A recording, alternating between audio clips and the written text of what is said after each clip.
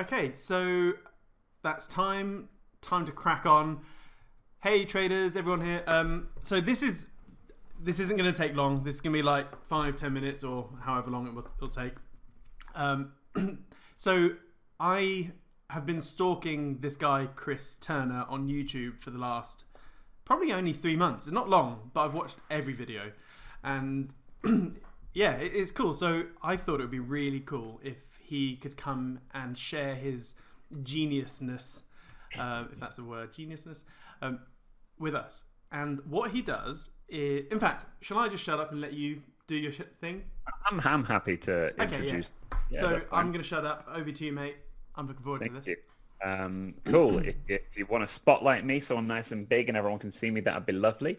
Hi, I'm Chris. I am a comedian from the UK, Manchester specifically, but I'm actually a rapper as well, a freestyle rapper. I make up raps on the spot based on suggestions. So that's what you guys are going to have to do. You're going to have to tell me what you'd like to hear a rap about. There are 3 rules. Number 1, don't suggest food. It's really boring. Don't suggest animals is rule number 2. Again, it's too obvious. Number 3, don't be too boring. Don't be like coronavirus, Trump. Everyone suggests that, and I don't take the same suggestion twice. It's not fun for me. It's not exciting. It's not a challenge. So I take like 5 or 6 suggestions. I'll give you some thinking time. I know Siam wanted to kick it off with some suggestions of your own.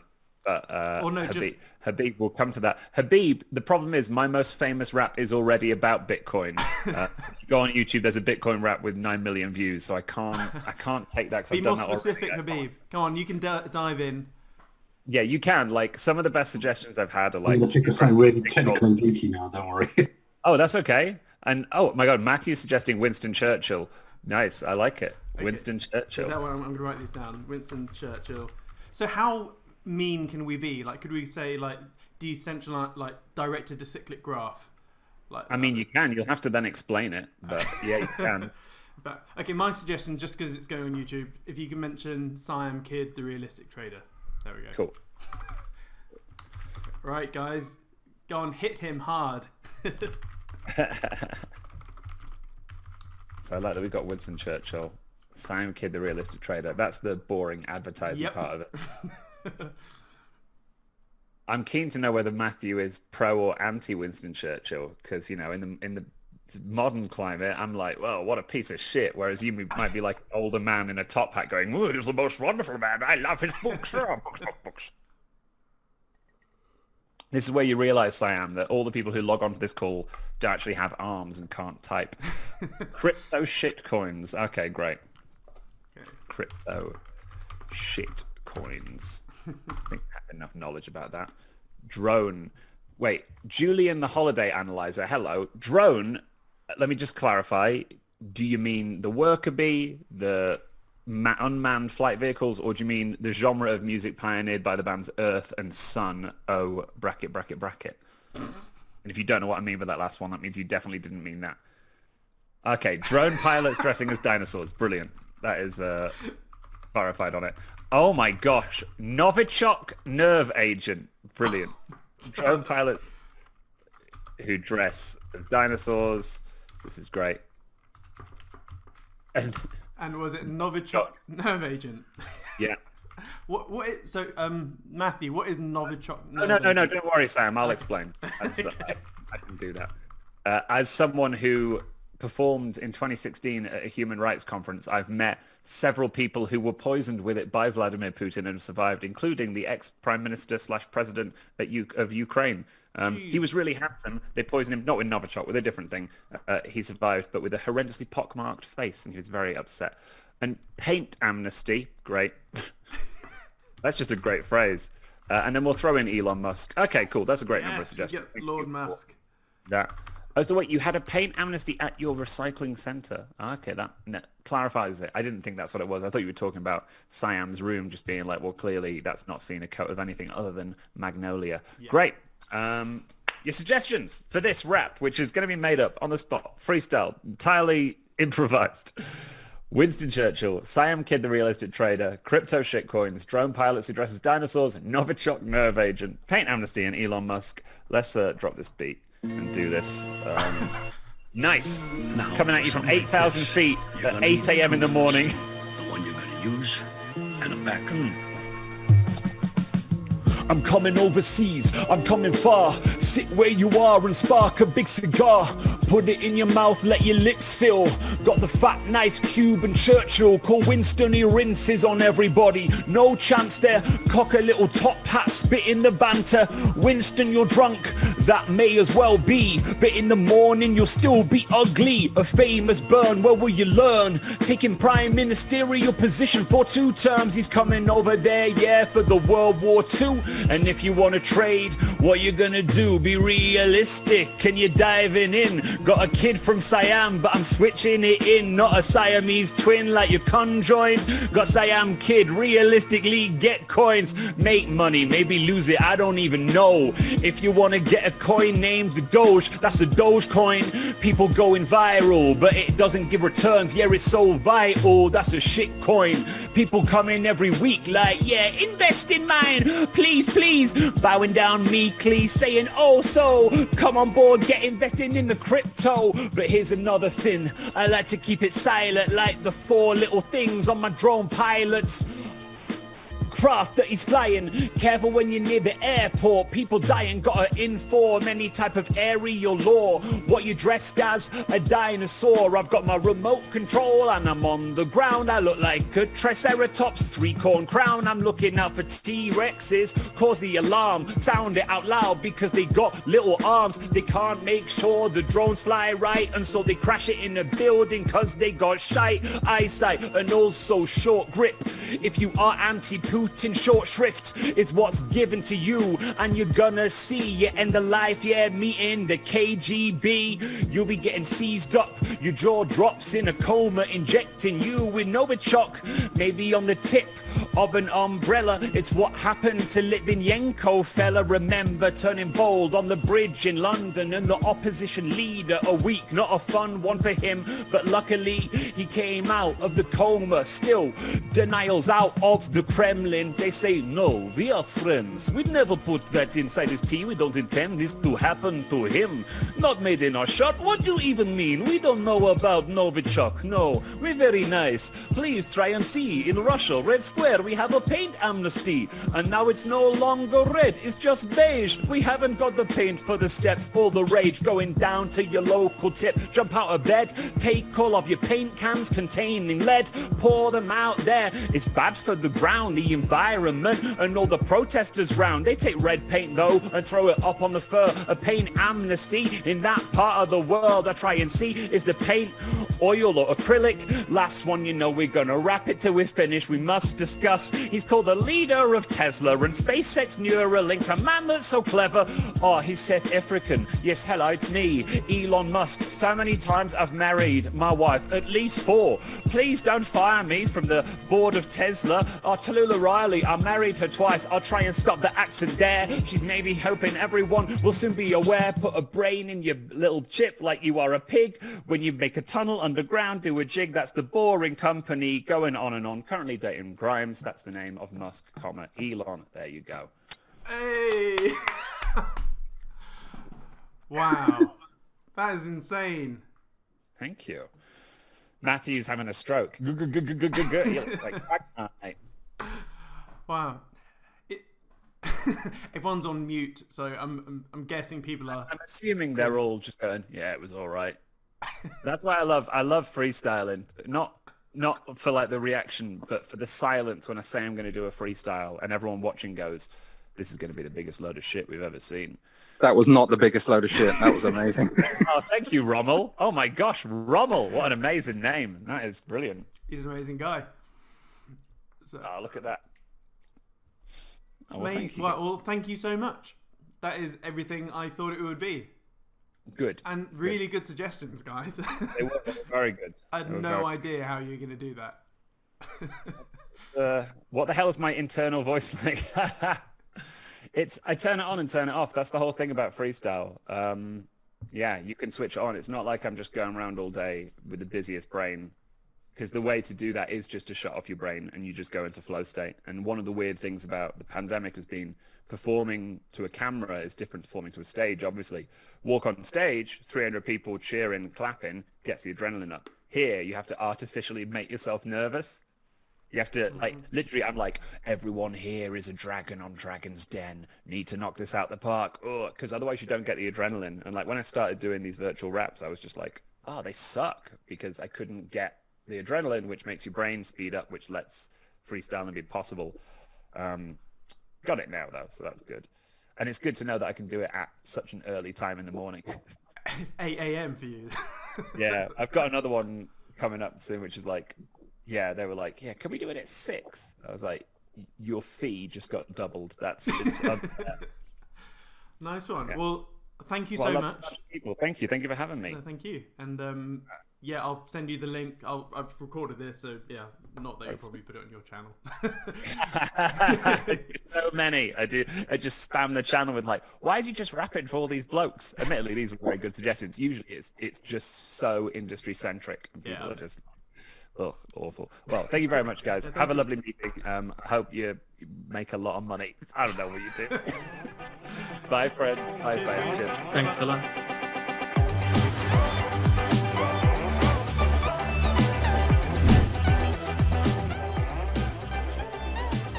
Right. Yeah, I don't know if you guys like that. For me, I've been waiting. All right, not long, but that was really good. That was really cool. Are you going to top that, Siam? Yeah, I'm just. I don't know. I've been watching for ages, and I thought, fuck it. Why can't we just put him in? Have him in with us, and see, do it live. And then the crazy thing is, I emailed him yesterday. I did some digging and found his email. Emailed him yesterday. He got straight back to me. I was like, "You free tomorrow morning?" He was like, "Yeah, all right." So literally, I booked this last night. Well, whenever I sent you that first telegram, that was when he said yeah, and I was like, well, yes.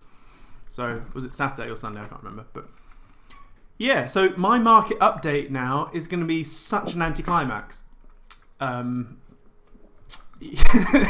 Yeah. Anyway, I'm looking forward to seeing the recording of that. I think he broke, for me, I don't know if for you, he broke up for a little bit. I think it may have been my internet. But yeah, anyone joining midway, I'm like, what? Right, so I will now share my screen and let's go through the markets. Feel free to leave if this starts getting really boring, because we're just going to look at charts now. No wrapping. And I have shared the wrong screen. That's on the left. Let's do that again. Right, here we go. Cool. So let's go through everything from the top. In fact, whilst we're here is what we did the other day. I think some trades got stopped out, like this one at minus 40 pips. But the rest are doing all right now. So I think we'll come through to them. Right. From the top, Aussie. I was going to try and freestyle that. I can't freestyle for shit. So it'll be good. Maybe I should get him back to do a freestyle market update. Nah.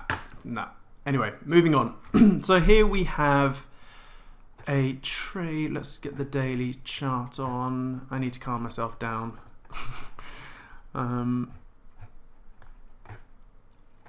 Yeah, so this was, I remember now, so this was supposed to be an 8 EMA pullback. So on the daily chart, we got pinged in for the 8 EMA bounce and pull, bounce and trail, sorry, but it's just gone way below. So it evidently isn't an 8 EMA bounce and trail. So at this stage, this is where I like to mitigate risk to a certain degree, because remember, the original premise of this trade was an 8 EMA bounce and trail. It's evidently not that.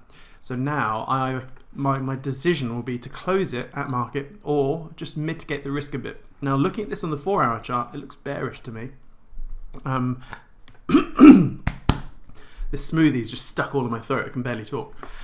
So what I'm going to do is I'm going to drag this stop up and move it just below sort of this 25 level. I mean, it's not really a big level, but I just want to mitigate some risk. I don't think it's gonna go up in it anymore, but just in case it bounces off this 25 level, maybe. So that's that one. Just taking a little bit of risk off the table. So here we have, so this is one that has worked well. As you can see on the 4-hour chart, we got pinged in beautifully. This was textbook breakout. So this was, if you can remember from last week, a breakout. We're trying to get in on the pullback to this now support, which it has, pinged us in beautifully. And it's now gone off. Is what? Okay, it's only 57 odd pips, but yeah, it's in there. So now we can actually take some risk off the table again, and I'm just going to move up my stop below the 600 level, as in the 6600 level. So yeah, still got a bit of risk on the table, but it's like peanuts. So that's that. Aussie yen. Let's have a look. This was an 8 EMA bounce and trail as well. It went slightly beyond it, but luckily the big brother 21 EMA bounced it back up. We've got a lovely low test on the daily chart there, and probably the best looking low test I've ever seen on the 4-hour chart. I mean, look at that.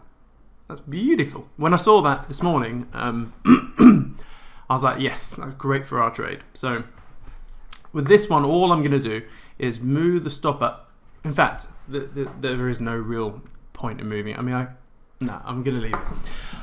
Part of me wanted to move it up below this wick here, but you know, the market everyone is looking at this wick and going, oh yeah, I'm going to move it just below here. But sometimes the market goes, ha, I see you, and I'll do this.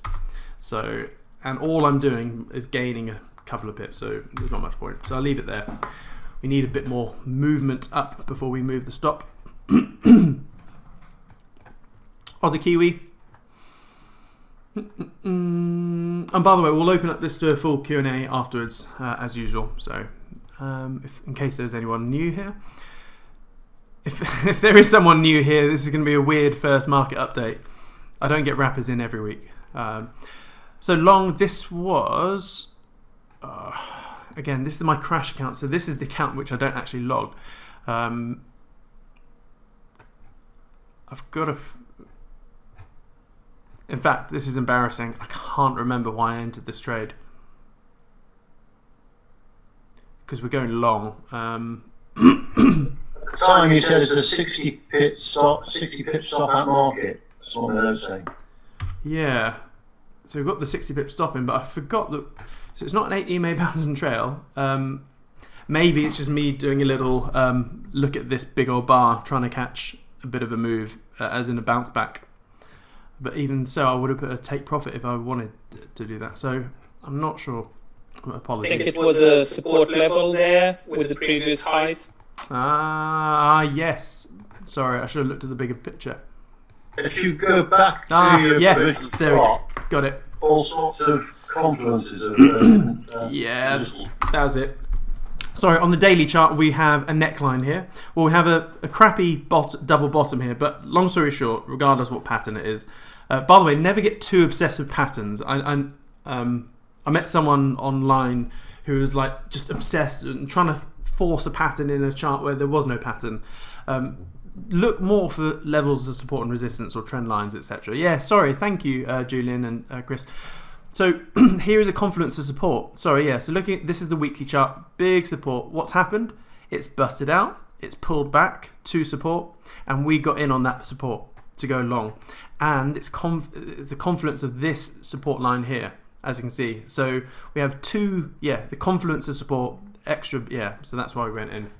I should have looked at the bigger picture, but looking at it just like that, it was like, what the hell am I doing? It's a bigger play here. So in theory, this should move a lot further. This is technically a weekly chart play, and I don't normally place a weekly chart trade, but we are seeing something like we should see. At least, if I am correct, we should see a move up to here. So that's what, 400 odd pips. So it'll be interesting to see if that plays out. So we're in that, only 30 pips up. Time to wait and see. So Aussie dollar, we have another one. This was more of a 21 EMA bounce and pull. I keep saying pull.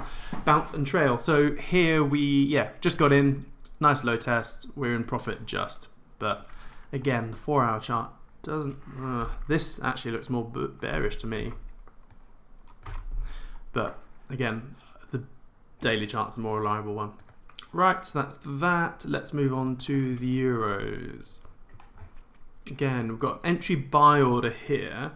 So here, this, I'm just going to quickly look at the big picture. Yeah, so support, big level support. It's just caterpillaring up this. Now, I'm fully aware that the more a level gets attacked or smothered, it eventually breaks. But this trade, what it looks like is relying on a bounce back to this level to then go long to try and get a bounce way back up here. So we'll see how that goes. And also on the 4-hour chart, we have what looks like some sort of a double bottom here, whether it's like that or the neckline is on this 5-0 level. And so it's coming back down to kiss off the level. So I'm hoping it gets back down to this 200 level before doing so. Euro dollar, euro loonie. God, looks like we have a trade on every chart here at the moment.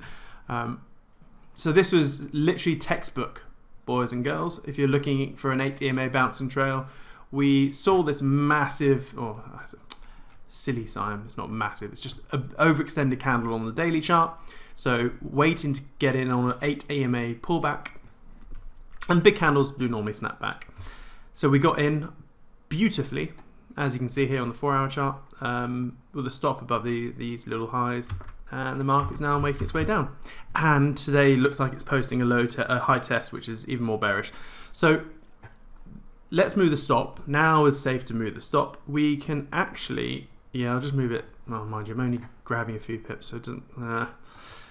Nah, I'm just going to leave it as is. However, part of me wants to place another trade now, because what's happened is the market's bounced back up, come back to this 8 EMA and this 500 level, and has been rejected. So part of me wants to go short at market already, right, like here, and have a stop above the 5-0 level, which will be above this 5-0 level. So I'm going to do that.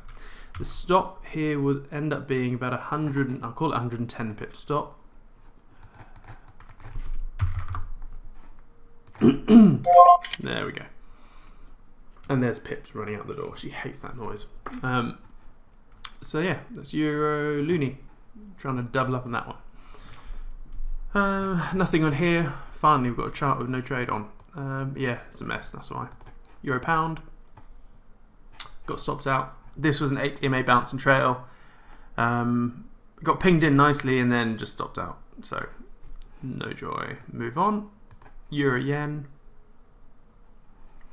So this was also an 8 EMA bounce and trail. However, it's looking toppy. I don't like this. I don't like it. Looking at the 4-hour chart, this is creating something. Now I know, so this is interesting because we've got on the 4-hour chart loads of low test candles here. Well, not loads, I think a couple of good ones and some shoddy looking ones, but obviously you can't just trade based purely on a low test. Yeah, I'm going to take some risk off the table. I'm not convinced. To me, my squirrel sense is saying this is going to plop through. So I'm just going to move up a little bit. Not where's the 25? Yeah, I'm going to move up. Yeah, just a little. I'll have this 5-0 level looking after me, but I'm not too happy about that trade. Euro Kiwi. Nah. We've got enough trades on. Look. Okay, Euro Dollar. Looks like I drew an entry here with a stop up here by the looks of it. Do I want to place a trade now on that? No. Just looking weak. Euro's looking weak on this one especially. It's really smothering that support level. So, toppy. I think this pattern, well, if it breaks back down to here, it's going to look more like a triple top of some sort. Well, I guess here's the neckline already, but nah, no joy, not yet. If it does, I'll wait till it, busts out and pulls back to this 11800 level and then get in on there. But until then, no joy. Pound Aussie, yeah. Come on, baby. Roll over. Basically, this line is me saying we're going to hit this level again. We will. I'm pretty sure of that. No trade at the moment. Pound Looney. Oh, okay. Another textbook trade here, guys. And girls. I guess. Are there girls here? Just curious. Let's have a look. Yes. Hey, that sounds like Anita. Yeah. Hey. Hi. Nice. Slowly beginning to learn all of your voices. Right. So, in fact, I'm going to put it to you guys. What is the textbook slap you in the face, got to take this trade setup that I'm looking at? Bounce up to the trend line, retest, and then short.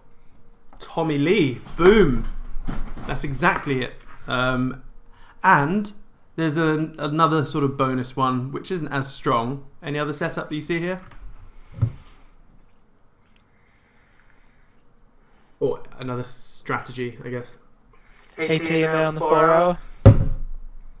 Someone's been doing their homework. Yeah, spot on, mate. That do you know what? That is the nicest. That's what makes my heart go all fuzzy. No, it's not the right words. I love it when it clicks for some people. So I can tell that it's clicked already. So nice one, mate. That makes me happy. So yeah, on the daily chart, we have this breaking through this level here.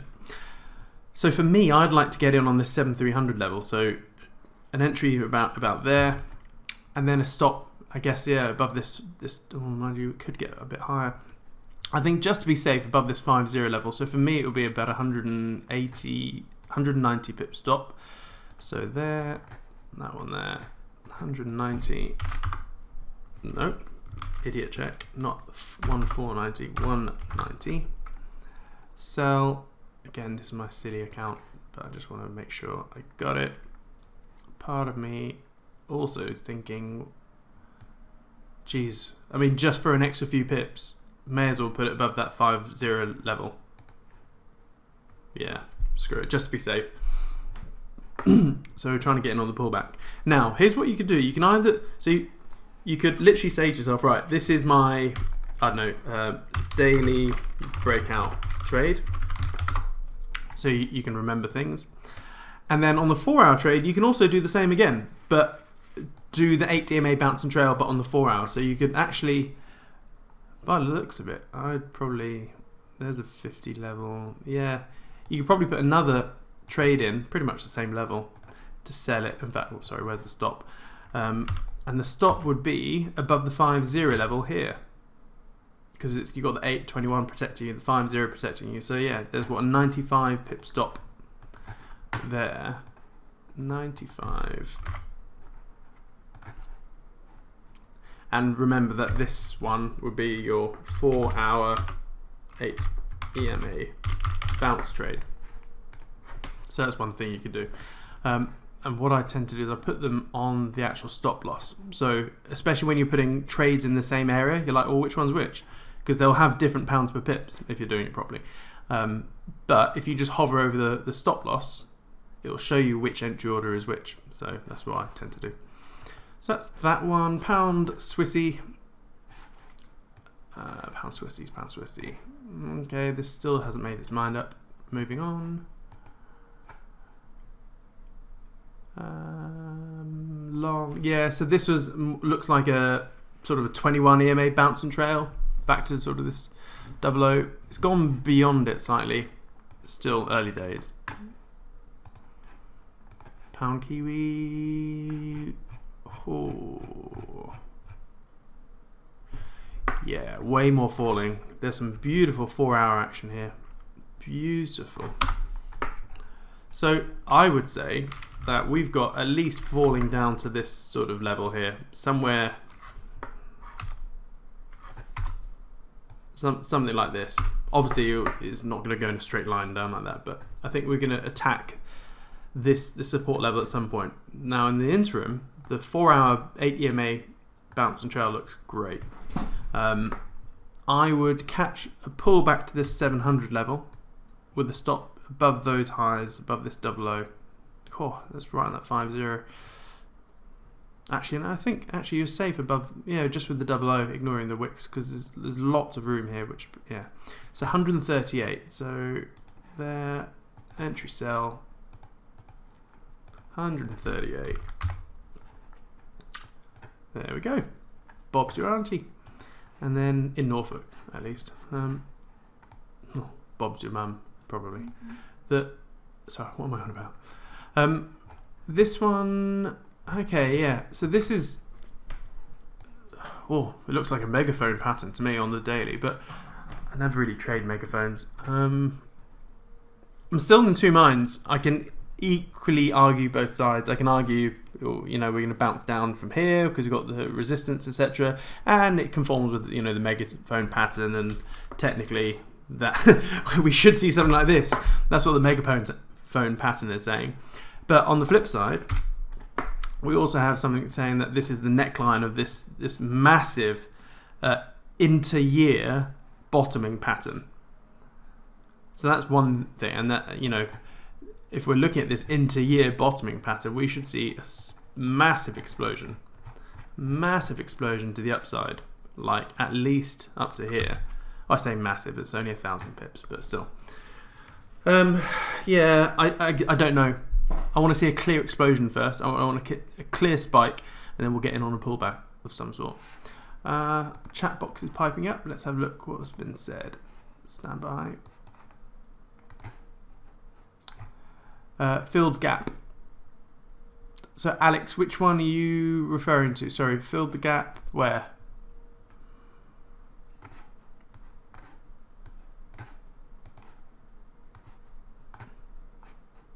No. Okay, he's not there. So, yeah. Let's go back to the daily chart. Right. Let's now look. Kiwi Looney. 4 hour looks weak. Again, some sort of toppy. Nah. No joy.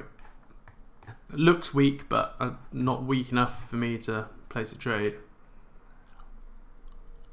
Same as this one. I've got an nope.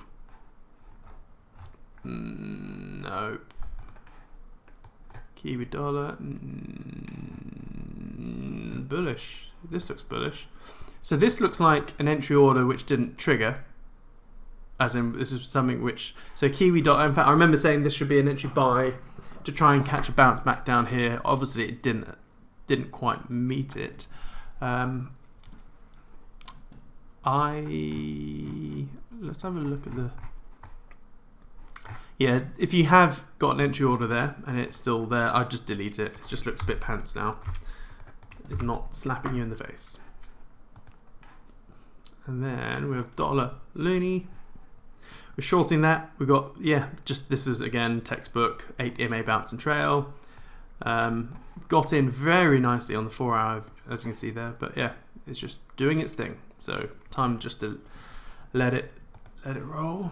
Dollar Swissy. Yeah, I think this could be forming a bit of a bottoming pattern as well. Maybe we've got more space here to fill, so probably going up to the 9,200 level. Probably not a bad target, but no clear trade. Dollar Chinese yuan. I've got to trade on this just because of an 8 EMA bounce. I mean, this. Look at that trending. I know it's not something, or it's an exotic, so I don't normally trade it. But yeah, a couple of things. So it was an 8 EMA bounce and trail. Got in on the pullback beautifully. It's now falling away. It still looks bearish.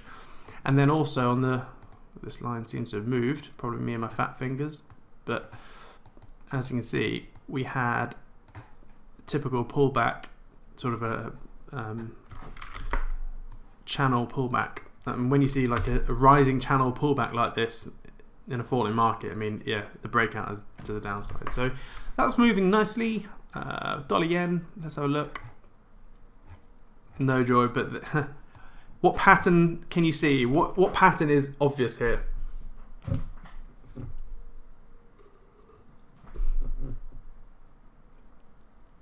Looks like a squeeze. Yep, spot on, Julian. That and oh geez, probably don't know where it starts from, but something like that. Let's have a look. Yeah. So we have a symmetrical compression here. Technically it's in a falling market, but I'd still say odds are 50-50 at this point. So unfortunately, symmetrical compressions, I don't trade them. They're too hard. I end up with a sort of a 50% hit rate, and R multiple not being that good either. The reason I find them hard, or just not worth your time, is because where do you put your entry levels? Where do you put your, like, let's say you thought it was going to go, I mean, you could straddle it, okay? So the where a lot of people go wrong with straddling something like this is, come on, kid. Right, so some people say, yeah, you can easily straddle that. Okay, well, where are you going to put your stuff? So you could put, what, an entry buy order here and an entry sell order here. Yeah, fine, you can. But there's been too many times where I've been whipsawed, where you go in, then you're in, and then it'll go sideways, and then it'll just like stop you out on both trades. So, but then if you put your straddle too far away, like here and here, you've missed out on like loads of the move. Which isn't a bad thing, because if it does sort of break out and then does nothing, you're obviously not going to get whipsawed, and I guess you're out of the noise. And I guess the noise so far looks like it's forming something like that to, you know, this. So this is a noisy area. If it does break out, let's say to the upside, something like that, it could quite possibly attack this high resistance, this 00 level, and then pull back down to, you know, somewhere around here. So if that happens, you're still left in a bit of a, you know, tricky situation, because let's just imagine the bars are here. Oopsie. Obviously I can't draw. So say some bars are like this, and then it pulls back. And you're thinking, actually it's just pulling back down to kiss off this level, let's go long. But at the same time, it's like, well, this is just noise. So I just saved myself the hassle and just ignore them. Right, so that's currencies all done. Nothing in the chat box. Let's have a look at silver. Well, obviously all the commodities and stuff is going to do whatever the indices do. So in fact, let's be more logical. Let's look at the indices. Starting off with the dollar.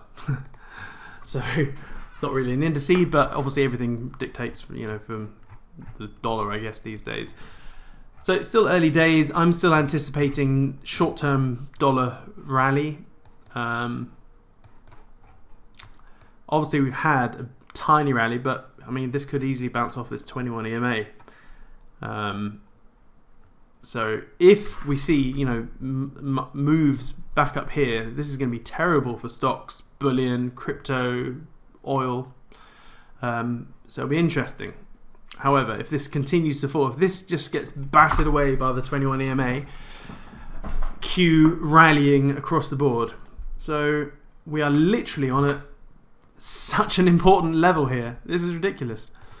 And I don't think many people are looking at this. So it's going to be interesting. So what happens around this area is crucial. So looking at stocks, so let's go to the mothership. S&P 500, here we go, let's just get the daily chart on. Yeah. I mean, looking at this is just bullish still. I know there's all sorts of fundamentals going on here. You know, it's just busted above, you know, pre-COVID highs. It's pulling back to kiss off the level. We've got a low test. It got rejected. The market really didn't want that, and so it's now bullish. Yeah, I mean, I'm more bullish short term, very short term, by the way. Just looking at that. Obviously, it all depends on what the dollar index is going to do. So it's pointless. And I've got an interesting proposition, not proposition, quandary, dilemma, trading dilemma I've got in my head right now. So I'm just going to write that down. So three-way trading dilemma. Hopefully I remember that. So let's go to the daddy ship. Yeah, Dow Jones. They're all going to do the same thing. This is just bouncing off that 21 EMA beautifully. Nasdaq, same shizzle. They're all the same. Let's move on because they're boring. Which means gold and silver will be doing, you know, same thing. Everything's in lockstep at the moment, or everything's just waiting. Are we going to see the Bitcoin plop on gold? We don't know. Again, this level is getting smothered though. May not be a flat base, but it could easily be something like that. We will see. But it looks awfully like the Bitcoin plop setup. Now let's... Oh, by the way, all the indices seem to be saying the same thing other than the FTSE. So the FTSE is looking really freaking weak.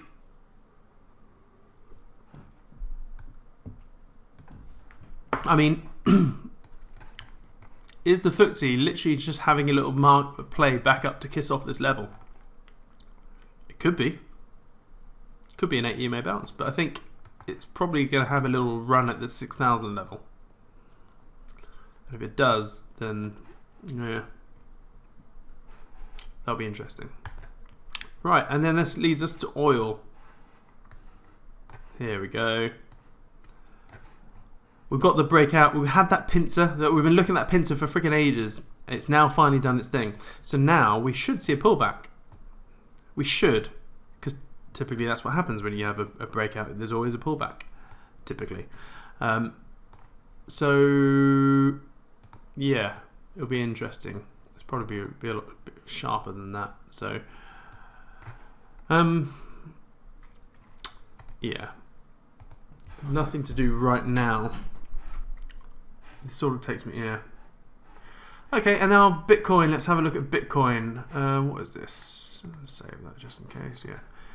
What am I trying to do? Trading view. Here we go.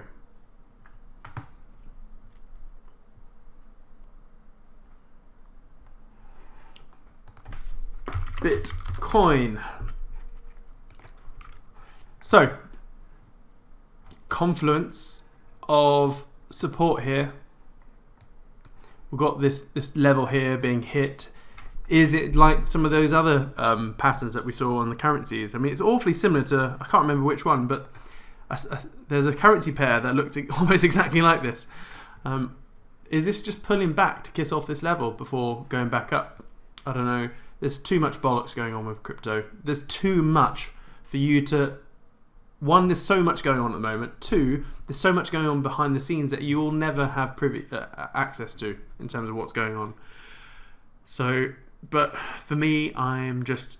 I know that there is a correlation here with stocks. It's just going to do its thing. And for the moment, it's just going to carry on doing this upwards trend. Maybe. Yeah, looks weak. Which means Ether, yeah, everything's treading water really until the markets have decided what the hell they're doing. Luckily, my $321 entry buy order got filled in the weekend, which was lovely jubbly. Remember, I placed that way up here when we were around the 400s, and I was like, yeah, we should see movement. There's loads of empty space. I don't know if you remember that video. I was like, there's massive empty gap here, and the market wants to hit this level, and it did. Whether it will hit this level now is another question. So, undecided. Having a look at Tesla. Oh yeah, so this is interesting. I noticed this the other day. So obviously a lot of the panicking and stuff last week with the stocks dropping was due to the tech companies all like shaving off lots of their value or share price. But they're all doing the same thing. So they're all posting massive low tests at the moment. Tesla's not, I mean, it's a bit of a low test, but I'm still bearish on it. I know, it's just, look at this. Just, what is all this? This is empty space that the market has to. I mean, it just wants to fill this this gap. So I'm still bearish, even though when you check out Apple, where is Apple? Look at this low test it's posting. maybe it attacked. Maybe this level was something more like this, quite possibly, and it just bounced off it. But it's a low test. When you look at Microsoft, same shizzle, it's just bouncing off this support line. So it got rejected. So it's looking bullish. So all the tech stocks are looking really bullish, like this.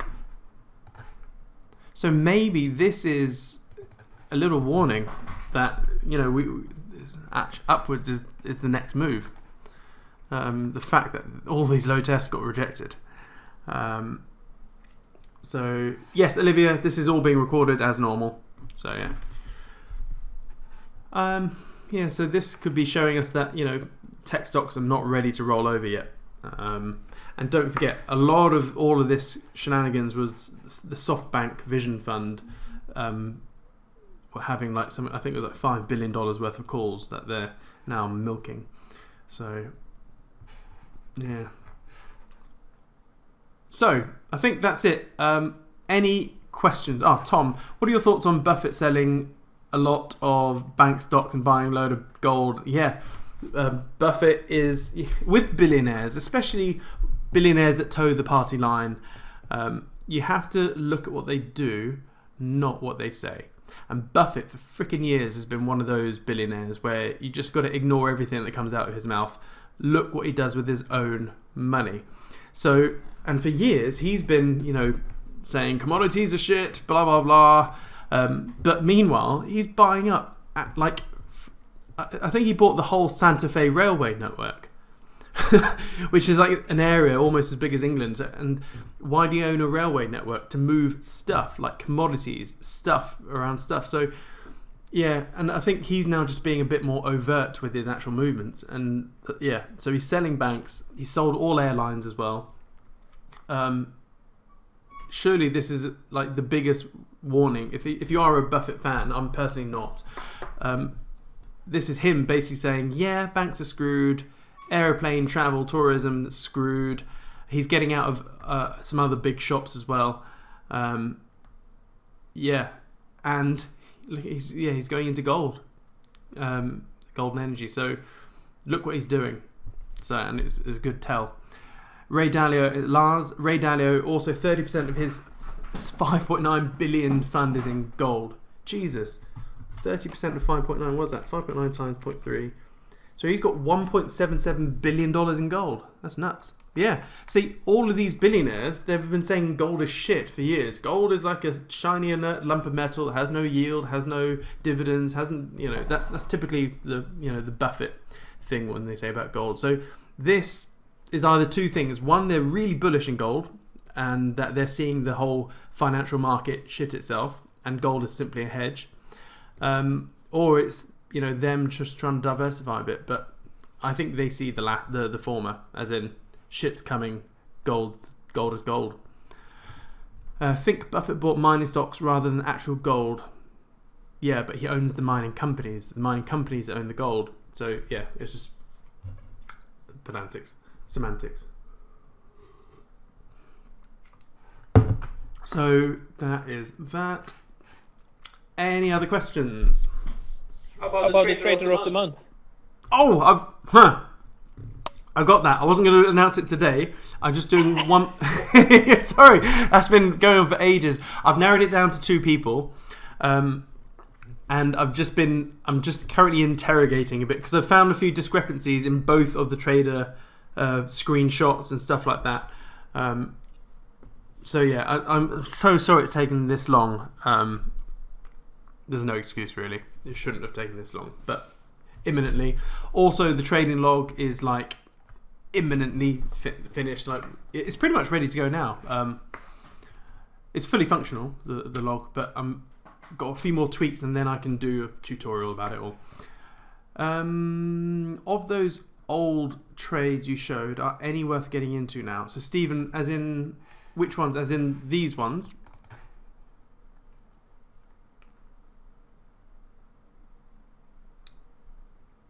Obviously there's a lag, so I guess some you had already placed. Yeah, they were from last week. I think the last one we did. Not sure. No, only. I mean, rewatch the recording. I mean, if I did think that you could get in again, I would have placed it. I think like we placed one here where I doubled up on Euro Looney. I think was one which I think had legs. Euro Looney. Yeah, this one I thought had legs in doubling up again. So yeah, check that one out. So yeah. Tom, Bitcoin testing $10,000 again. Yeah, again, I'm really not interested in like for me, the key indicators are the dollar index and what stocks do. Whatever stocks do will dictate what everything else does, as in hell, some of the currencies that we're playing with, but mainly gold, silver, oil, etc. So yeah. PS, so Simon, when are you planning on doing the next one-day online event? There were no plans. I guess what happened typically in the old days, old days being pre-March, pre-COVID, was that we'd have physical meetups every 2 months. I would hold back content, and then I'd give you a whole bunch of content, all sort of bottled up in one day, or at the cuddles, etc. But since lockdown, obviously I'm just doing these. Like beforehand, we never did these live sessions every week. So yeah, I'm just doing it out more, and we've got those macrometric videos. So if you haven't seen these, by the way, I think the most important video I've ever made is probably the most underappreciated video in my YouTube channel, and it's where is it? It's Macroeconomics 1. It's actually the video which I think I'm personally most proud of. It's only got like bugger all views, but I mean this presentation I was going to hold back for a cuddle, but I just put it out there. Like this, please, if you haven't watched Macroeconomics 1, just watch it, because it goes through a lot of the indicators I look at, as in the actual health indicators. And if I can zoom in, you can probably see, where are they? No, there we go. It's here. It's all this lot, primarily the currency velocity. So, but yeah, so that's that. I am itching for a physical cuddle though. I really am. And as in a meetup. Oh, look at this. So this is Chris Turner's channel, by the way. Oh, that's a good chin. It's a good chin. Can I touch it? Yeah, so basically I've watched all these videos, and yeah, this is how I found him. He then takes loads. I still don't know how he does it. Like, he takes all these suggestions, he's chatting and making jokes as he does it, and then he does these insane freestyles of, like, it looks like I haven't watched this one actually. Save to watch later. Like, how the hell would you rap about that? He's got an encyclopedic type knowledge, brain. So yeah, moving on. Alex, what would you like to see before calling the rollover in the markets? That's a great question. What would I like to see in order to call it? It's a great question I don't have the answer for. I guess, okay, first of all, clear bullishness on the US dollar index. So, like, if all of a sudden, because at the moment there's a real possibility, we see movement up here, okay? So the dollar having temporary strength, which means gold and silver, stocks, bullion, crypto all plummet like crazy, okay? So then you have to look at dominoes. So it's like a big game of chess, trading and investing. So you have to start off with this sort of like diagram. Let's get paint open. This is how I see things, right? Because you have all sorts of like flow diagrams. So this piece of paper that we're going to do is, if we see dollar strength, you then have to try and connect the feasible, most likely dominoes. Okay, so we see dollar strength, boom. What then happens? Well, everything tumbles. Now, what are the important things that will tumble? Stocks. That's all that anyone gives a shit about, and because of that, it's all that the central banks and everyone else gives a shit about. So if everything starts tumbling, what is the plunge protection team going to do? As in print. Well, they're not actually printing any money. Financial stimulus of some sort, whether it's QE, whether it's increasing the reserves in the bank's balance sheet, whatever it is. They're going to, yeah. So what does that then do? Now, it depends how big the brr is. If it's a little brr, then you'll see a rally in stocks. Or in fact, either way, whether it was a big brr or big one or small one, you're going to see a rally in stocks. But if they eventually, I think they're backing themselves into a corner where eventually they will have to print, or I say print, or do some sort of easing or stimulus, which is so ridiculous that it's the only thing that they can do just to, stave the, kick the can down the road. But that will be the death nail. The death nail in the coffin? No, that's not right. The final nail in the coffin, or whatever it's called. And yes, it'll spark a little rally in stocks, but I think it'll then just shit away the dollar, and it will go over that precipice where this stimulus doesn't move currency velocity, as in MV. And then there's absolutely nothing they can do, and then stocks go bye-bye.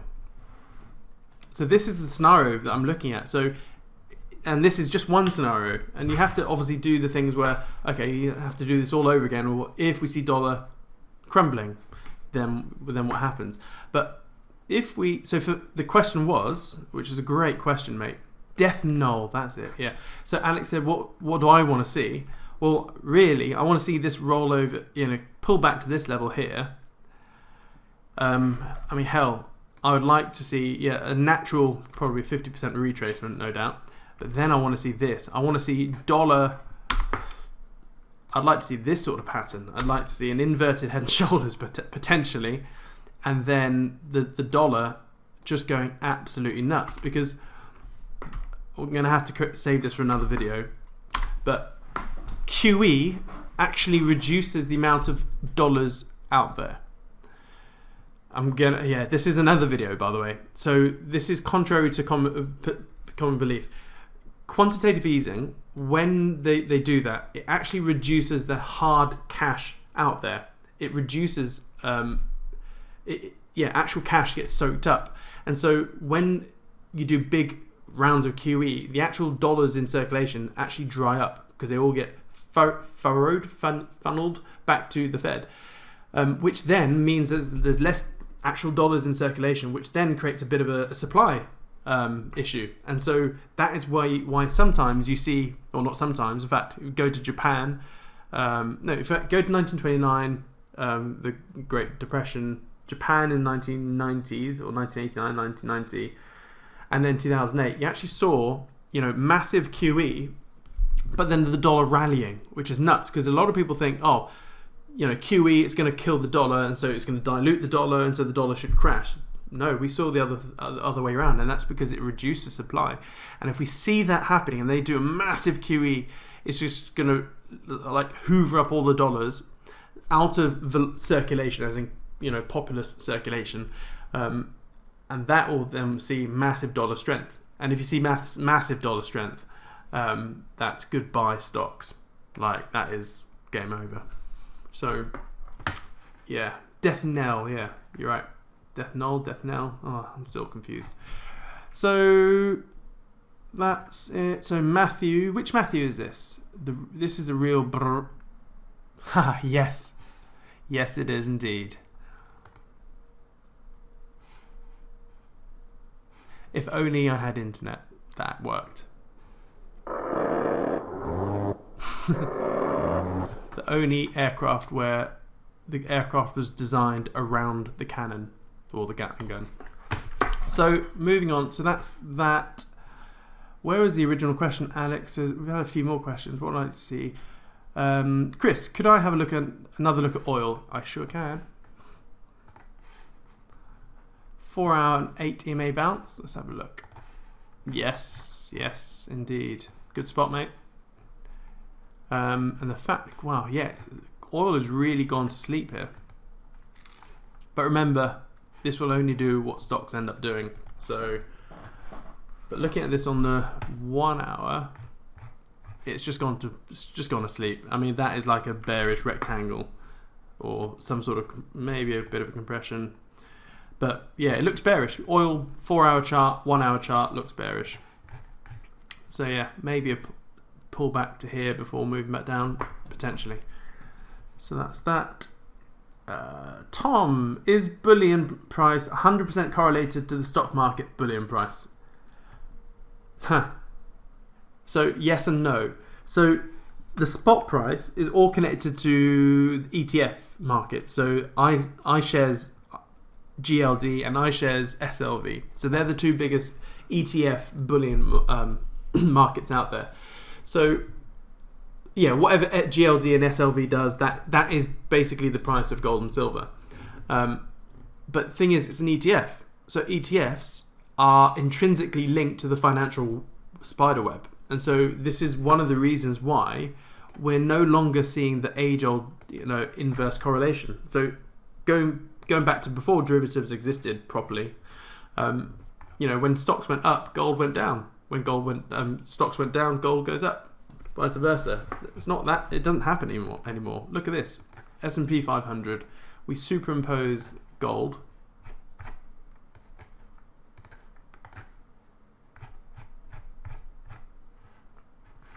It's got like a 70-80% correlation. It's ridiculous. So as I've been saying, stocks will plummet, gold and silver will plummet with it. Physical demand will just disappear. It's already disappearing. Hell, it's hard for just us retail muppets to, get our bullion without having to wait 2 to 4 weeks. But imagine if you're someone that's trying to buy $1 billion worth of gold, or even £50 million worth of gold. It's nigh on impossible. They're running out of London goods delivery bars, as in the big 12 kilogram bars. Because they have been and they are being hoarded by banks, billionaires and governments, mainly Russia and China. And so eventually the real supply demand will kick in. The demand supply, the supply shock, as in supply will run out, and so then we'll have this disconnect where gold and silver does this while stocks continue to do this. Now here's the thing, where or when does that disconnect happen? So when we're looking at the S&P, when is that disconnect? Is that when stocks get all the way down here? Is the gold and silver disconnect like that? Or is it a lot sooner? So this is a question I'm posing to myself every freaking day, honestly. And once I have a clear answer, I'll let you know. But sorry, someone's calling me. Looks like, yeah. Thing is, I don't know. If we go back to 2008, let's move over to the weekly chart. Look what happened. That's 2008. Right, here. This is classic example. So gold, so the blue is the stock market. Obviously this is gold. No, I've got this the wrong way around. So blue is gold. So stock market starts to fall big time. What does the blue stuff do? The blue stuff, being gold, plummets with it. And then we have the disconnect. We have the disconnect here. Now, yes, it looks like the S&P actually recovered big time as well. But it then started this massive bull run. So, yeah, so let's get back that to that, that to that, and get rid of that. So, I don't know. Stephen, how likely are gaps to be filled with crypto? I see another gap that could be filled on my MT4 daily ether chart below. Other gaps seem to be getting filled. I don't know. I'm not bothering to look at the intraday stuff. It's just, to me, it's no point. Just simply because everything is only going to do what stocks are going to do, and this is just the most ridiculous rally I've ever seen. So yeah, when this starts rolling over, I'll then start looking at shorting, ether or whatnot. So. Harvinder, on YouTube today you mentioned that your order got filled, but you're still hoping for a crash to $200. Yeah, is that a short-term or longer-term target for ETH? Short-term. So if we get trading view out,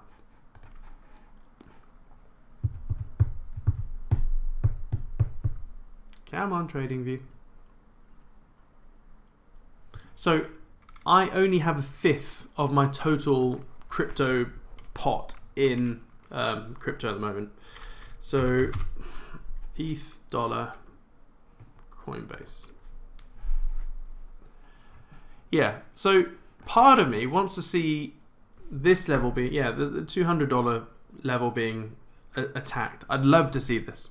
I would absolutely love it. Let's get rid of these lines, because the main, maybe it's not exactly 200, but it's this. It's this, something like that. That's the level where I think it has a real potential of being attacked.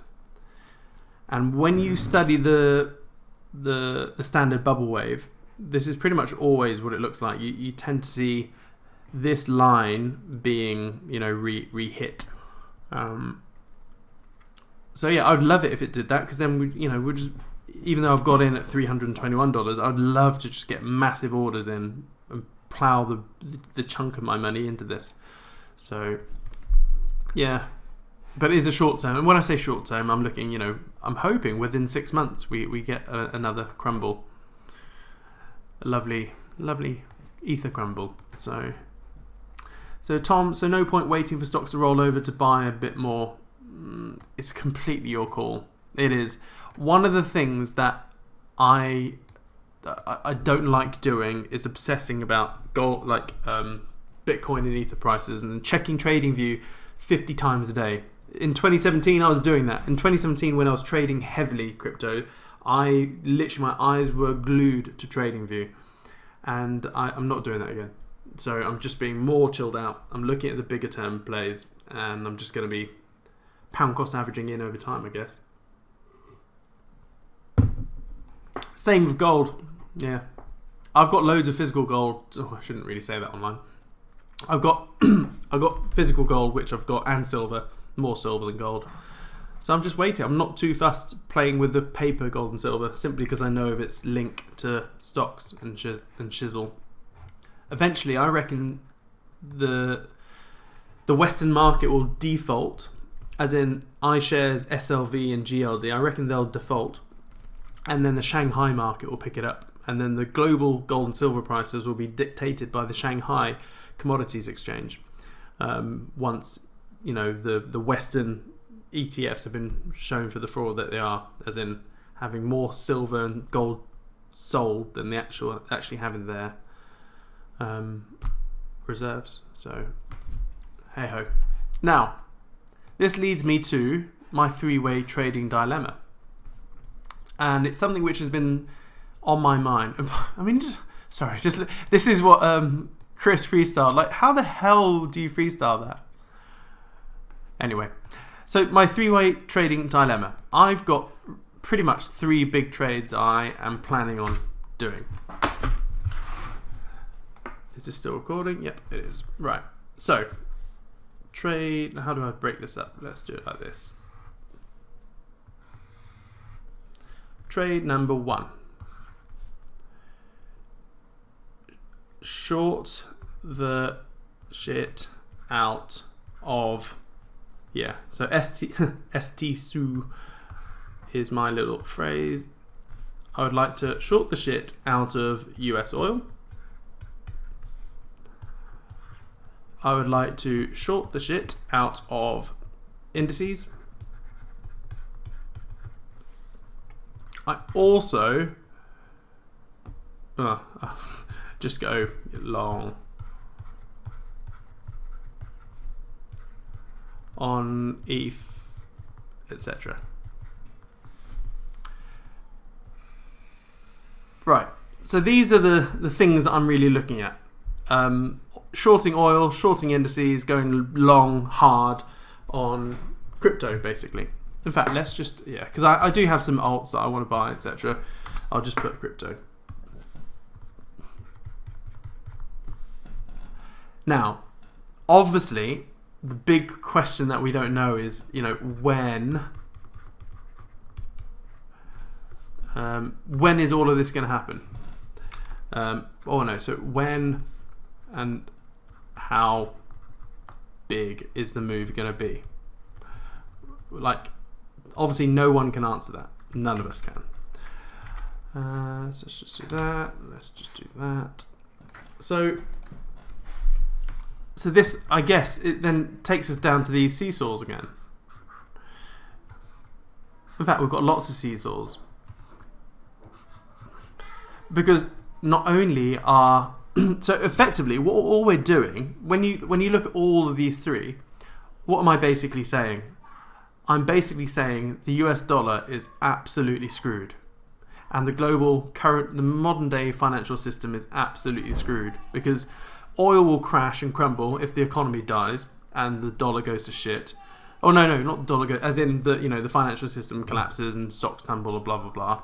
Indices will go to the gutter. Same thing. And if number 1 and 2 happen, guess what? Cryptos will go big. So really, when you boil it down, my big play is that I am betting on a massive disassembling of the current financial system. So, and that's me putting my hat on that. I'm putting my neck above the line and more than happy to say that I'm expecting something big here. Now, personally, I thought it would happen in 2017, but I'm 3 years late and it looks like it's now starting to happen. So, if you're with me so far and you somewhat agree with this, rudimentary analysis, and you also want to capitalize on it, you then have to ask yourself, okay, what is the best way to capitalize on the shit show that's about to unfold? It looks like my 4-year-old has just got back from school and it's now very loud and I cannot shut my office door because I'll lose signal. That's how pants this place is at the moment. So this comes up, so what is the best way to do that? So now the seesaw is like, and see, this is why I haven't quite made a proper video about this yet, because I don't have a clear answer.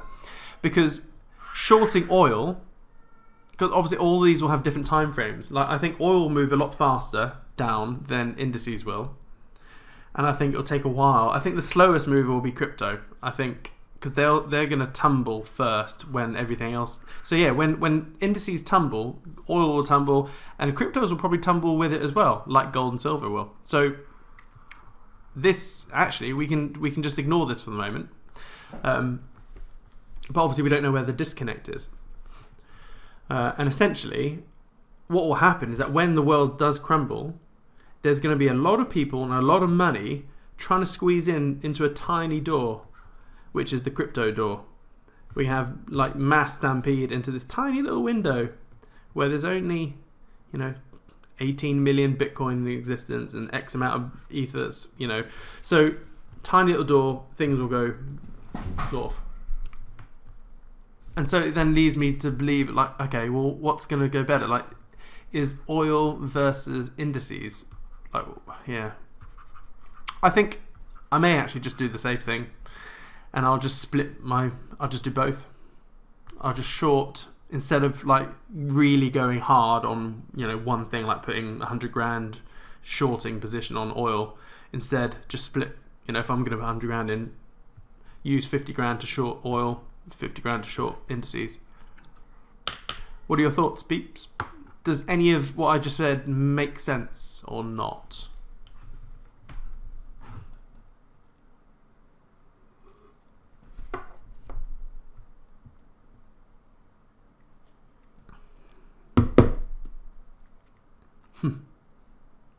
Nice. Lag. So Matthew, makes sense, big time, cool. Makes sense, but as always, timing is a bitch. Yeah. Andy, perfect sense. Cool. Anyone that massively disagrees, because remember, you don't know what you don't know. There's always stuff that you're missing out on. So, has anyone... What am I missing? I think this is crucial for all of us, because you're all here... Shit, there's still 35 of you here, so I'm quite impressed. Obviously, you're all here listening to me, and obviously, I'm giving my 2 cents. But you shouldn't just blindly listen to one person. You should always keep your mind open. So, is anyone listening or hearing contrary stuff? And by the way, all of my research these days is why am I wrong? Like, are stocks just going to go up forever? I mean, it's a valid question. So, Tom, I'm sticking to cryptos and metals though. Yeah. Costa, I'm with you 100%. I'm topping up a crash account weekly. Nice. Yeah. So that's the other thing with the dilemma. I'm like, shit, it's actually going to take me a day or two to maybe move money. Mind you, moving money between FXCM accounts will be like that. But let's say taking money out of an FXCM account and into my Kraken account, my crypto account, that will take like 5 days, 5 working days. So I'll need to start moving money around before shit hits the fan. So that's another thing that you need to consider. Oh yeah, so there's a fourth here when I add to this list, and it's more of a logistics issue, is there's also a seesaw of doing these trades compared to the returns that the bot will make. Because I've got like 93 grand in my bot account at the moment, and like I'm 100% positive using that 90 grand will make a lot more money shorting oil, shorting indices, going long on crypto than the bot will. Although I freaking love the bot. So part of me is like, okay, I need to divest some of the money from my bot account into shorting the shit out of blah. So that's that. Do you think oil will be more volatile before stocks? Yeah, I think that'll move first. I think it really will. I mean, picture this. Picture moving into winter and imagining the media narrative. Remember, like they use the media narrative to really, get their message out there, whatever it may be. And what I see a plausible thing happening is, oh, it's winter. And guess what happens during winter? You have seasonal spikes in colds, flus, fevers, all that sort of stuff. So they'll be like, another, it's winter, COVID's rearing its ugly head again, lockdown. If we see another global lockdown, what's that going to do for oil? Yeah, oil is just going to shoot to like $10. And I'm not being greedy, by the way. As in, when I say not being greedy, I'm looking for a very, very reasonable take profit level of $20. Like, yeah, I mean, it could go to 0, it could go to 5 or 10, but I think a really reasonable take profit level is $20, which is, 2,000 pips away. So it's not greed. I think it's enough time to take profit, bag a nice chunk of profits, and then to move that money into another trade, like maybe to set something else up or to go into cryptos. I mean, you don't have to do all of these. You could just go, right, I'm going to short oil, make a bit of extra profit there, and then put it back into ether and then just be done with it and chill the hell out. You could do that. You don't have to copy me word for word. Whoopsie, where am I going? That one. Jim Rickers says it's all going to crash. That's good enough for me. He's been on the inside of it forever. Yep. Jim Rickers knows his stuff. Other than crypto, he doesn't have a freaking clue what's going on in crypto. And he's been consistently wrong about crypto, mind you. And I'm a massive fan of Jim Rickers. Do you think... yeah. Matthew, I'm guessing this would all bring about blood in the streets. I thought this might have started when people began panic buying at the start of COVID. Yeah. The thing that really that moves oil is war. Yeah, I can't see hot wars kicking off either. I really can't. I know there's all sorts of escalations, in other parts of the world, but I don't think it's going to be a big global hot war of some sort. things that will move oil northwards will be something on the scale of, the fight against terrorism. Oops, something got stopped out there. What was that? Aussie Looney just got stopped out. Let's have a look. Instead of, the war against terrorism, it's literally the war against viruses now. They've just moved the war field, the war zone. Oh yeah, that's the stop that I've moved up just to mitigate some of the risk, I think. So, yeah, I don't see hot wars kicking off. Alex, hate that sound, yeah. Yeah, elections, and obviously that's another wild card. Elections are going to do lots of whipsawing. So here's the other thing that we need to be considering is come elections or the build up to elections, there's going to be some massive fluctuations, up and down. I don't think we're going to be able to see a clear signal during that noisy period. And whatever your thoughts are on Trump, I mean, it's looking more likely he's going to win again. So I mean, what are the markets going to do if he does that? So, anything else? Any thoughts, questions, etc.? I mean, you got me here. You got my undivided attention. Hit me. It doesn't have to be trading or investing. I'm happy to talk about business. Happy to talk about FPV droning. Anything. Hit me. Any joys or wins or fails your end? Anything. Hopefully you can't hear my kids screaming in the background.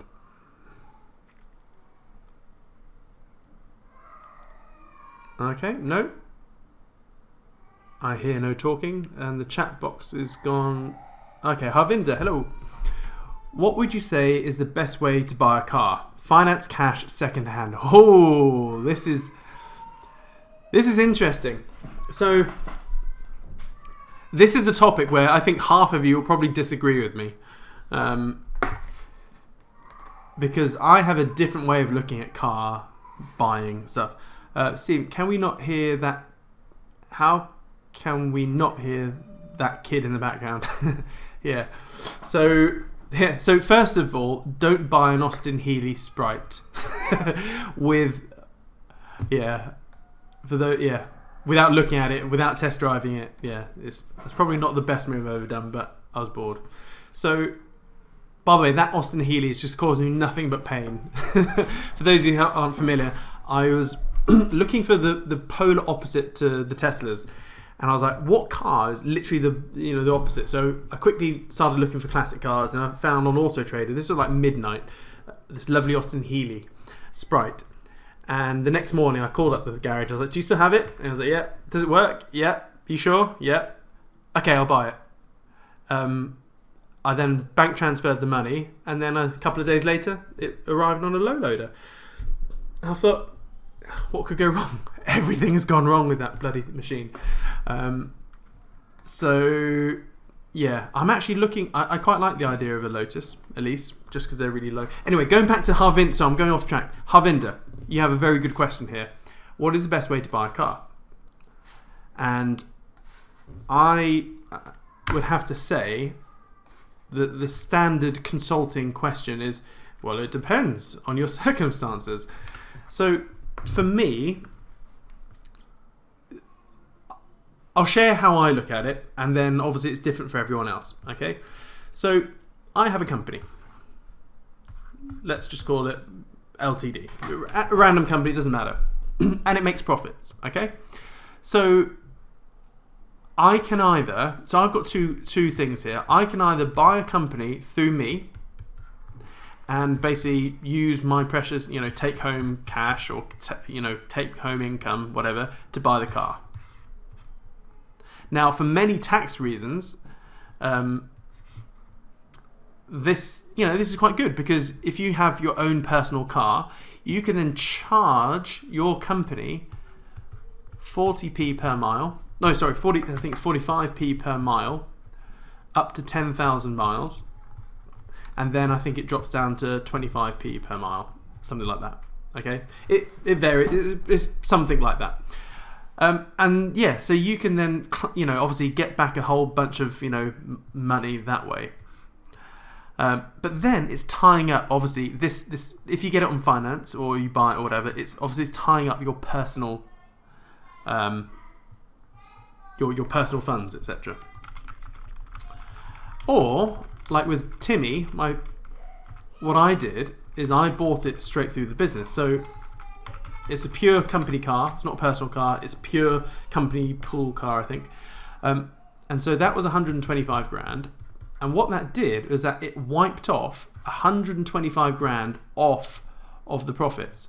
So what this meant is that it reduced my corporation tax bill by 20% of that. So 125 grand times that by 20%. So it reduced my corporation tax bill by 25 grand.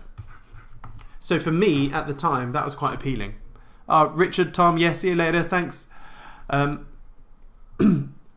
Yeah, so for me that was quite good. Also, that money was being paid by the business. So Timmy, I pay £1,250 a month finance through the business, but that 1,250 quid a month doesn't affect my take-home income. So I still have the car, the use of the car, and I still have my take-home income, which isn't being impeded by 1,250 quid a month. So that's why I did that, because it's purely and also I am trying to gear up. So here's another. This is why personal circumstances. Oh, by the way, yeah, I could write off. Yeah, because it's 100% tax claimable. So 100% of the value of the car I was able to wipe off my tax. And there's zero road tax, no congestion, all that sort of stuff. And it actually, by the way, the Tesla actually saved me a lot of money because I was spending £800 a month on petrol on my previous car. And straight away, that petrol money is completely saved because my old car did something like 10 miles per gallon. It was ridiculous. So for me, this was a wise choice, in my opinion, obviously. Everyone has an opinion. Now, yeah, so the other reason why I don't really want to hurt my personal credit rating or personal, it's because I'm trying to buy a house, okay? Not at the moment, but I will be trying to get a big beefy mortgage. Now, if I have Timmy in my personal name, I've got basically the 125 grand's worth of finance, which means, I'm less eligible. I can basically, my serviceability, status will be less, for when I put in this big old mortgage in a couple of years. So for me, I'm in the process of beefing up my personal salary, and trying to not have as many outgoings, if that makes sense. Now, so I think it really depends if you're an A to B person and you just want to go from A to B and you don't give a shit about the car, what car you drive or whatever, then yeah, just buy it outright, buy the cheapest car you can find, and then you're fine. You have no monthly outgoings, etc. You've got something which you can eventually sell, maybe get something at the bottom of its depreciation curve. Yeah. By the way, I'm not the expert at this. Just me personally, I'm always balancing the fine juggling act between company finances and personal finances. And I'm trying to do, and for me, I'm always looking at opportunity cost. So for me, I put more credence and more weight to opportunity cost than other people. So for example, let's go back to Timmy. When I bought it, it was 125 grand. Now I could either spunked 125 grand in cash and had Timmy outright, or what I actually did before, I think it was like 3 months before I actually bought it, I was like, right, going back to Rich Dad Poor Dad basics, I need to, I think I had 25 grand, which, yeah, basically I wanted Timmy for free, okay? So this is how I go about things. I buy my toys, so it's actually net free. So I took 25 grand, and this was back in 2016, and I put that into a brand new marketing funnel. I think we had this new product. It wasn't for the real estate trader, it was for another business, I can't remember. But what I remembered is that I worked out that Timmy would be about 12. I think I budgeted like £1,300 a month, and what I wanted was I was going to turn this 25 grand using this new product or whatever, this direct debit income, and I wanted to create 6 grand a month, 5 or 6 grand a month in residual income. So that's all I did. I literally chucked 25 grand into Facebook ads. I think it was for the WAP.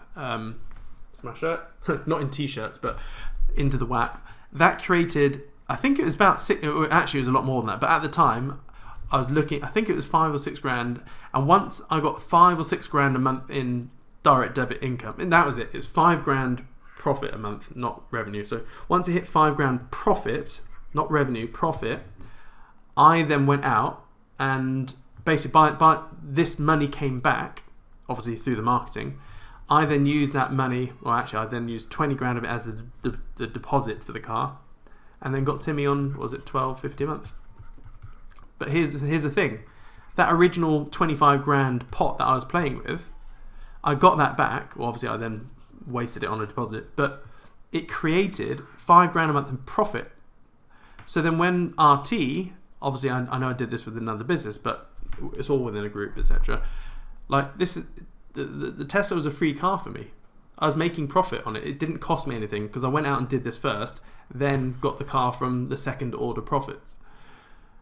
And that's what you don't hear about on the internet, on YouTube channels, or when Money Saving Expert is talking about buying cars and stuff. Personally, I like to buy things with second order profits. So if you have a business or a lemonade stand, whatever it may be, whatever relativeness you're talking about, whatever profits you get, reinvest it. So that's first order.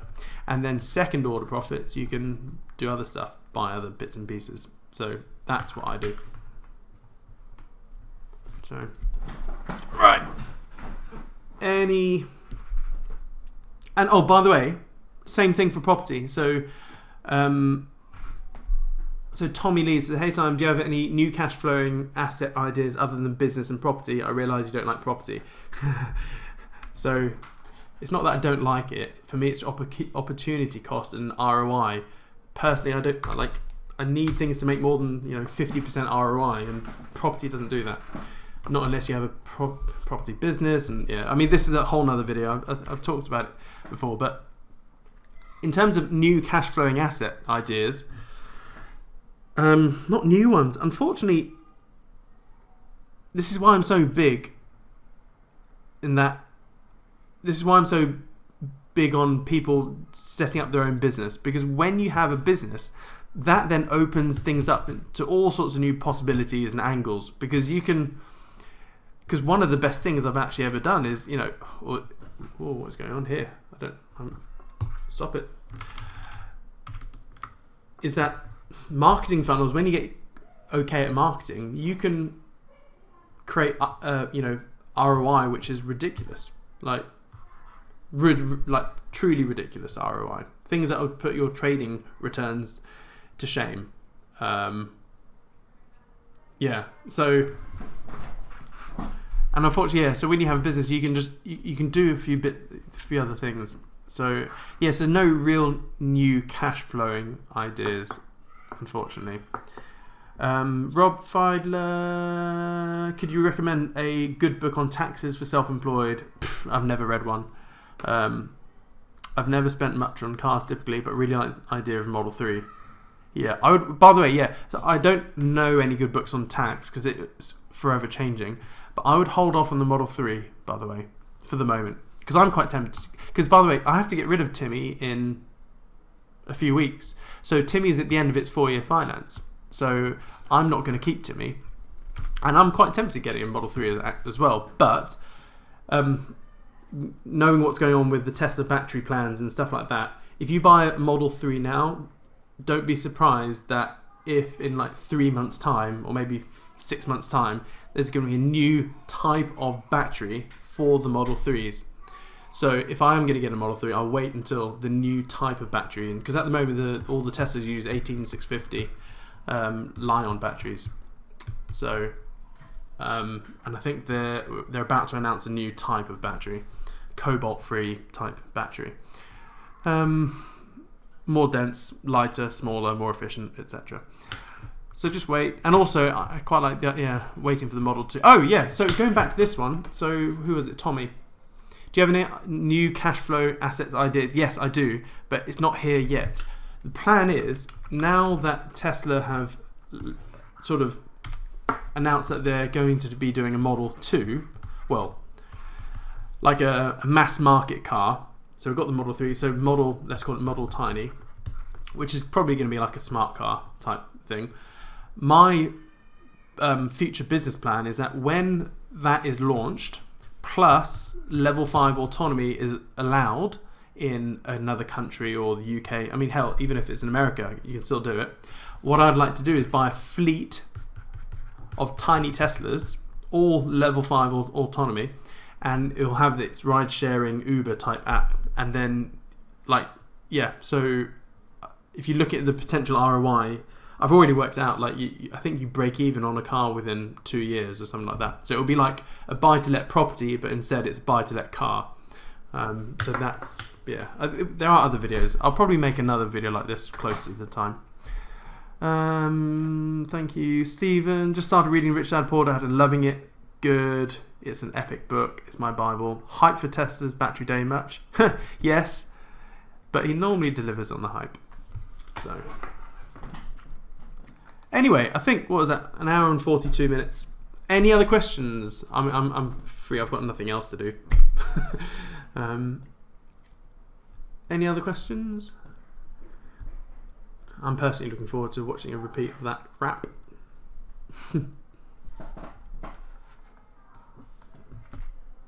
No? Okay. Going in 3, 2, 1. Yeah, thanks everyone for being here, and I will see you all soon. I'll get that video all done up, and yeah, cheerio. Cheers, Siam. Bye. Thank you.